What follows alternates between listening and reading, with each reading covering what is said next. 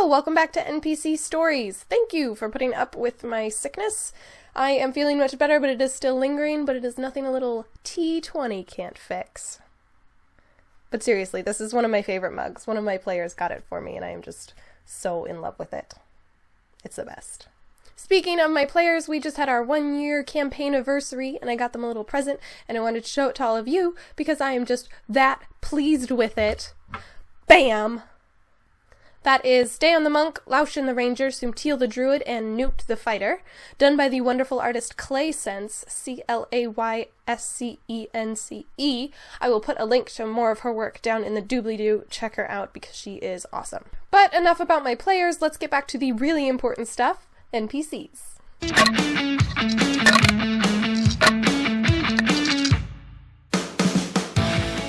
Today we are going shopping! Again! I know, we have already gone shopping before, but really you can never have too many shopkeepers up your sleeves, and the people we're meeting today run places that are a little more unusual. We are hitting up a gambling den, a wandering fortune teller, and a candy shop. Stephen Yarrow is the proprietor of the Drunken Squid, but most people just call him One. You'll figure out why in just a second. One was a sailor in his younger days until he lost his hand, leg, and eye to a shark, merfolk, whale, the Kraken itself. No one actually really knows how he lost it, because the tale he tells gets wilder every time he tells it. After losing said hand, leg, and eye, he consoled himself by gambling, and through some manner of luck won himself the Drunken Squid. His drinking, gambling, and storytelling habits have only grown since then, and it is truly a miracle that he hasn't lost the squid to somebody else. One is average height with gray hair and beard. He has green eyes and a beer belly on account of drinking all the beer. He wears an eye patch over his missing eye, has a dull iron hook instead of a hand, and a wooden peg leg. His clothes are of average make, but old, stained, and smelly. You don't know when the last time he changed out of them was. One knows almost everybody in town and pretends to know everybody from out of town. People don't know if he's just doing this to be accommodating or if he actually doesn't remember who he knows. One gets friendlier and more generous the drunker he is. He is well known for buying rounds of drinks for the entire place after he's had a few himself. Again, it is truly a miracle that the Drunken Squid hasn't gone out of business yet. Crazy Quinta just showed up in town one day. No one seems to know where she came from or why she's there, and if you ask Quinta about it, she doesn't know much either. Fortunately, I know. The truth is that Quinta used to be a simple librarian with a thirst for knowledge. Every once in a while she would travel in search of ancient lore. One of these searches brought her to a place unlike any other, and her mind was touched by one of the great and indescribable beings of this world. She gained powers to see more than meets the eye, and to know more than she should, but at the cost of her sanity. Crazy Quinta looks to be middle-aged with frizzy red hair, dark skin, and irises so pale they might as well be white. She is short and thin with the bent back of someone who spent many years hunched over a desk. She wears dirty, multicolored robes, and her most valuable possession is a necklace strung with humanoid finger bones and a crystal ball pendant. She has her name tattooed on the inside of her forearm so that she will never forget it. When she has a moment of lucidity, she will cast spells for money or sell some of the trinkets that she has picked up in her travels.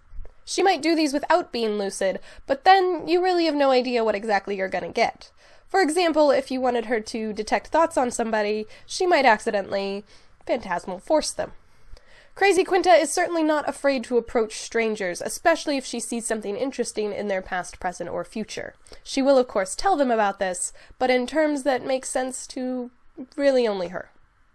The Shugellas run a shop called Winka's Candy Shop. Loompa, Namfoodle, and Winka are all gnomes who lived very simple lives before they opened their candy shop. Loompa and Namfoodle met through a mutual friend many, many years ago and have been happily married ever since. Their daughter Winka had a very normal, happy childhood and a voracious hunger for sweets. It was her dream to open the candy shop, and her parents helped her make that come true. Loompa is an average-looking matronly gnome with brown hair and aqua eyes. She and Winka wear colorful dresses that she hand-makes herself. She is overly friendly to everyone who steps into their shop, and is convinced that everyone has an appetite to match her daughter's. Namfoodle is a heavier-set gnome as he shares his daughter's love for food. He has brown hair and purple eyes and wears colorful clothes that are just a tad too snug. He runs the register at the store and lets Winka and Loompa run pretty much everything else. Winka is somehow waifish despite her constant intake of sugar. She has brown hair, her father's purple eyes, and wears her mother's colorful dresses. Her sampling of the wares leaves her in a constant sugar high that can make it difficult to get her to focus on anything for more than a second. I've listed some candies and prices on their character sheets, but of course if a player comes up with something that I didn't think of, throw it in there. And that is the end of our shopping trip. As always, I hope this was somehow helpful or inspiring to you. You can let me know by liking this video. You can also tweet at me on Twitter at NPC Stories. And if you want to see more NPCs in the future, go ahead and subscribe to my channel. I try to post every week, but sometimes I get sick. Join me next week as we talk about innkeepers.